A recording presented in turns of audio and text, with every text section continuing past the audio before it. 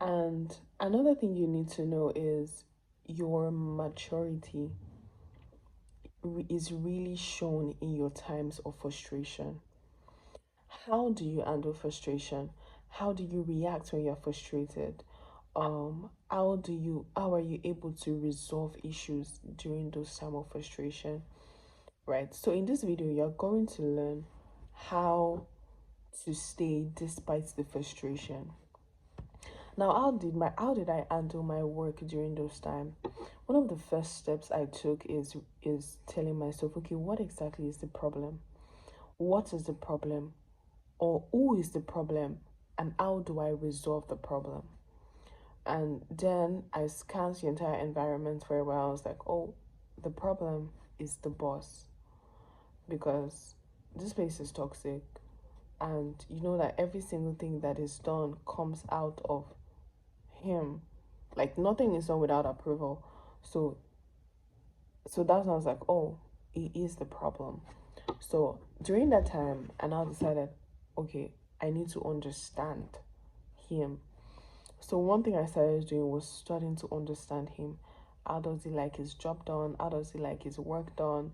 What um what what makes him like someone, right? And what makes him, what should the person do for him to like the person? These were the questions I started asking myself. So even you as a lady right now, I want you to know that you have power. Like there is power inside of you, there is power within you. You just need to know how to use the power, when to use the power, and how you are going to combine all of the powers that you have to be able to achieve your own goal. So I discovered that, okay, this is a problem. Then I started to learn how to understand him. I started asking questions from people that have been there for 3 years, 2 years. Okay, how exactly is this man like? What does he want to do? What does he like to do? People started explaining that, oh, he's actually a very, very predictable person.